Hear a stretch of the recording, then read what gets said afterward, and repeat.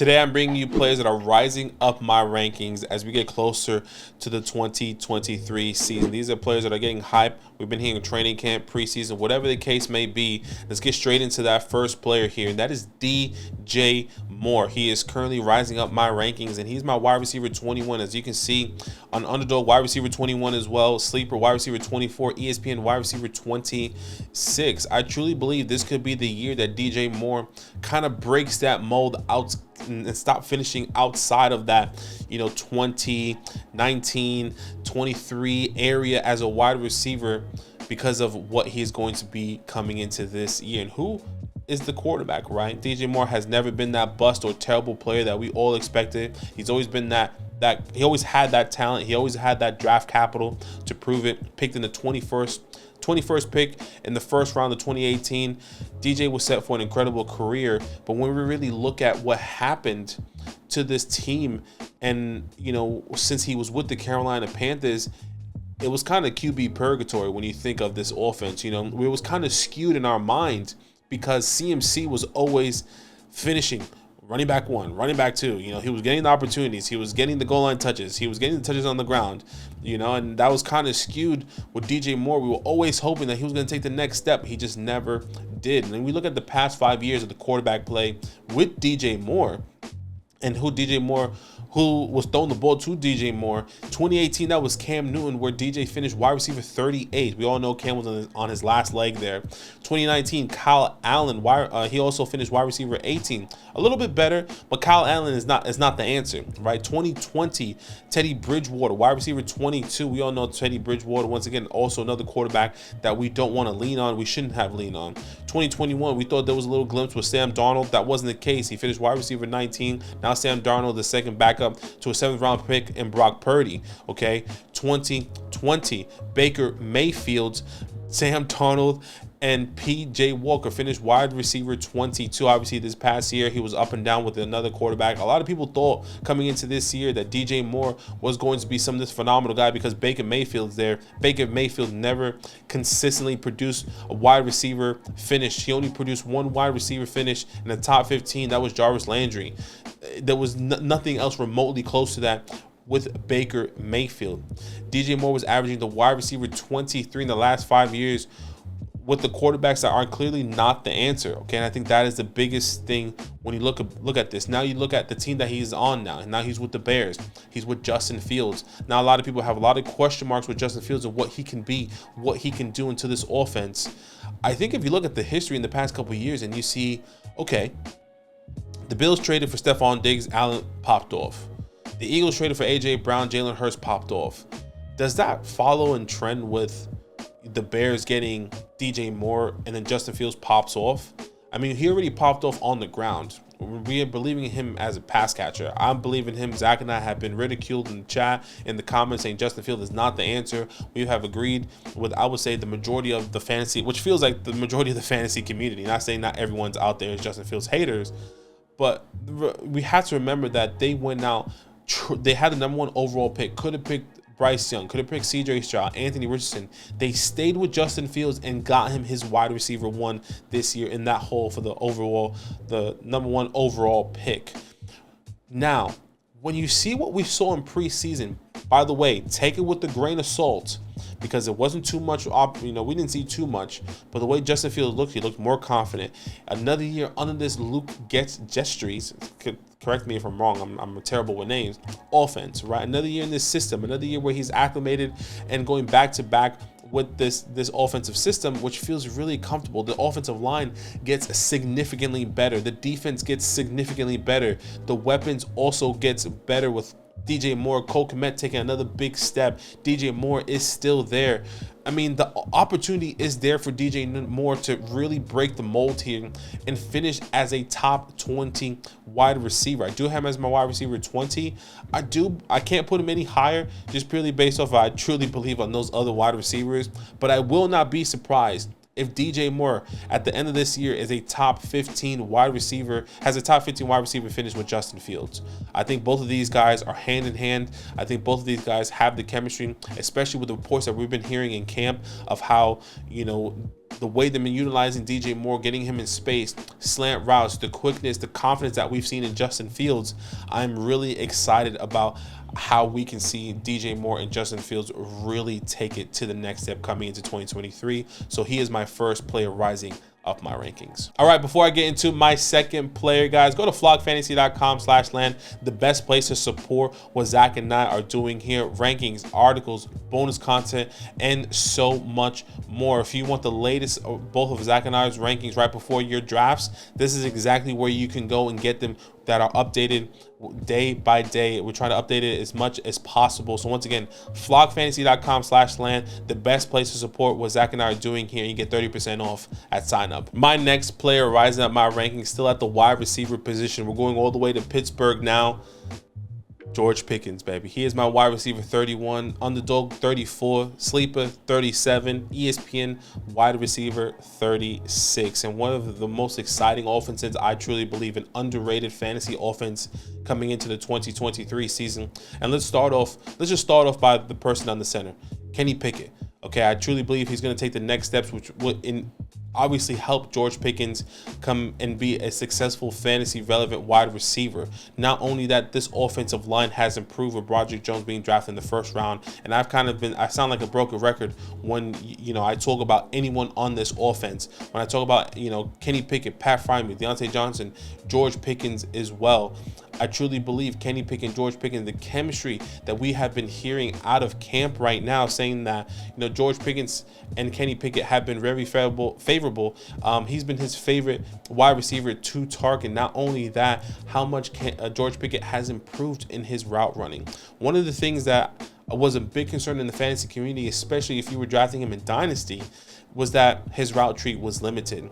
A 9 route. He was running a 9 route for over 33% or 32% of his route runs that he ran last year. And people really, equate that to him being a limited route running. I more equate that to a limited play calling, not creative play calling out of Matt Canada. Now with the improvement in the route running, right, that we have heard out of training camp, and that he's been doing quick digs, slants, everything that we have been seeing, which we have seen in his college profile in Georgia, and we have seen the success there, which I don't understand why now there's now that he is a bad route runner or he doesn't get any separation, which was also a big question mark. We have seen the chemistry in preseason. Take that with a grain of salt. We saw him catch that 33-yard touchdown pass in preseason against the Bucs in week 1. We saw the chemistry that we've seen on the field in preseason. We saw how comfortable Kenny Pickett was in the pocket. I think that really is going to, show in George Pickens' step up coming into the 2023 season. I want to put him higher than my wide receiver 30, but right now I just can't. But I am higher than consensus and all the other platforms, which I feel really confident in right now is drafting George Pickens. Depending on where you draft him as your wide receiver 3, if you want to reach and get him as your wide receiver 2, I will not be opposed. But I think at the end of the season, coming into the 2024 season, we're going to be talking about George Pickens as a wide receiver 2, someone that you should be drafting as a wide receiver 2, maybe in the 5th, 6th rounds of your draft. So once again, George Pickens coming in as my wide receiver 1, taking the next step that is necessary with Kenny Pickett. I really believe you should be going out and drafting him, and that's why he is a riser coming into this year. My next player on my list that I was rising up my rankings at the running back position, going all the way to Denver, Javonte Williams, baby. He is coming back, and I've also been very off of running backs returning at their ADP in, after tearing the ACL in that season. But I think where Javonte Williams is at right now, I'm a little bit more comfortable rising him up my rankings just a little bit because of what we've been seeing coming into camp and preseason. Okay, he's currently my RB24, underdog RB23, sleeper 26, ESPN RB30. Now, I've been preaching all off season to avoid running backs that have torn their ACL the year after, because I don't believe they're going to be returning their ADP. But what's so really good about Javonte right now is that he is somebody that is going in the middle of your rounds, 6th, 7th, sometimes even 8th, depending on the mock drafts that we have seen. And I really believe he could be of value, especially if he is your running back 3, your RB4 on your team. I think he can return that value. We need to remember what Javonte Williams was doing, his rookie season, in the span from weeks 12 to 15, averaging over 20 points per game, averaging 16 attempts on the ground. He was getting the ball. He was working that. He was working, right? He was 6th in jukes. Evaded tackles this past year. If I'm not mistaken, he was top 5 in missed tackles as well. I guess evaded tackles is the same. It's a little bit different context, different ways you can kind of calculate it, I guess you can say. But yeah, he was a guy that had the opportunity, and when the opportunity does arise, he knows what to do with the ball, right? So now when you see, and everything that we have been seeing in training camp, he's been running, he's been getting tackled, he played in preseason, in week 1 preseason, or week 2 preseason, we saw him play.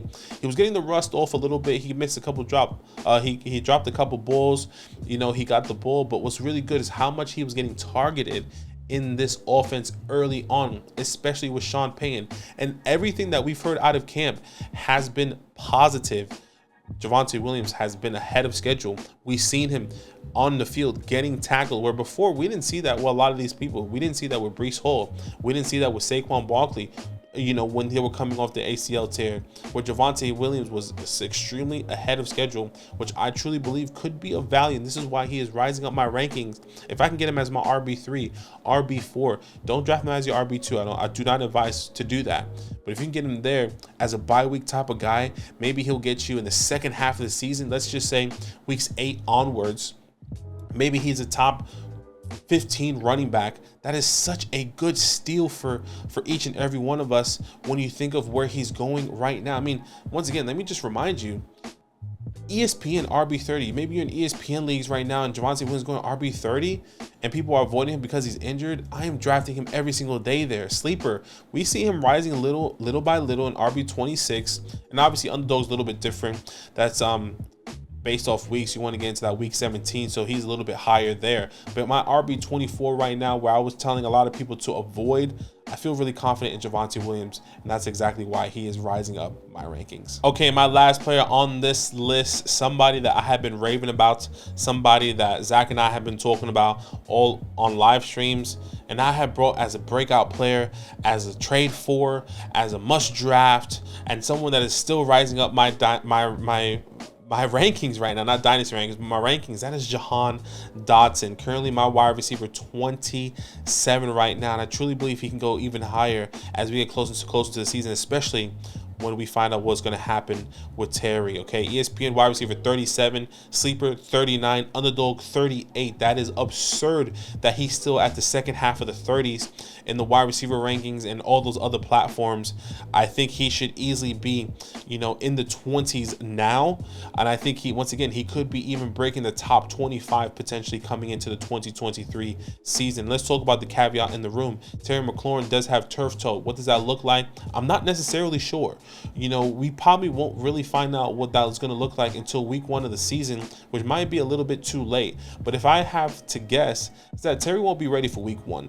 Terry is probably going to play, but he's going to be limited, or Terry, is not going to be as healthy as he wants. Do you sit Terry out and wait until he's fully healthy, or do you kind of let this injury linger all throughout the season for Terry McLaurin? Mind you, the chemistry and the way that Sam Howell has been playing in preseason, which we kind of, not saying we were alluding to, but we're saying if there's any glimpse of what Sam Howell can do, we should watch in preseason. And then we truly believe that Jahan Dotson might overtake Terry. I've been saying that might overtake Terry potentially in the season, and I truly believe that could be the case this year. I will not be surprised if Jahan Dotson finishes ahead of Terry McLaurin coming into at the end of the 2023 season.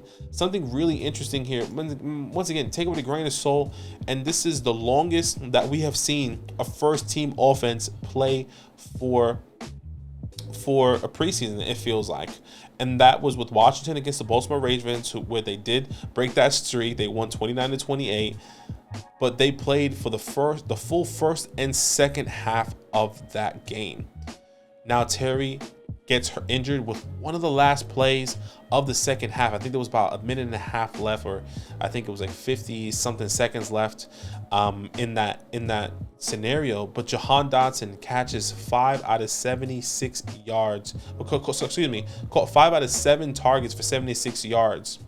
He was averaging 15.2 yards per catch. But if you put that in a calculator, that is, or not calculator, but if you really try to figure out what that is over 12 fantasy points he had in the first half, which is good for someone that's being drafted, according to the community, as at the end of the 30s. Once again, wide receiver 37 in ESPN, wide receiver 39 in Sleeper, wide receiver 38 in Underdog. What happens if that's a full game? What happens if he catches 8? Let's just say he has 2 more catches, right? Let's just say he catches, 7 out of 9 targets and he has 100 yards. That is just as good as someone that could be a good wide receiver too, in my opinion, that's probably averaging over 15 fantasy points getting 15 fantasy points per game in that game specifically. That's exactly what you want when you think of someone like a Jahan Dotson. Mind you, this is the receptions and targets that Terry had, who also played essentially the same amount of time that Jahan Dotson played. Terry caught 3 out of 3 targets for 39 yards. That is kind of absurd how Jahan Dotson was being favored by Terry. Now, we don't have the numbers of how many snaps Terry played and how many snaps Jahan Dotson played. That's why you need to take it with a grain of salt. But if we're really going to what we've seen from Sam Howell, what we've already know from Jahan Dotson with that first round draft capital just over a year ago now, I think this is exactly what I have been preaching, that Jahan Dotson I can easily see Jahan Dotson overtaking Terry coming into this season. Obviously, that is with the caveat with Terry being injured, but Jahan Dotson, a phenomenal route runner, someone who was phenomenal in the first half of the season this past year, where he was averaging he got 6 touchdowns in the first 4 games, 7 touchdowns, in the first 4 games of the season, in the first 4 weeks until he got injured. Jahan Dotson is the guy. He was averaging he scored 10 plus fantasy points out of 7 out of 10 games that he played this past year. I think we cannot forget what Jahan Dotson is, what Jahan Dotson has done, and what we have been seeing from Jahan Dotson in preseason. So comment down below. Let me know what you guys think.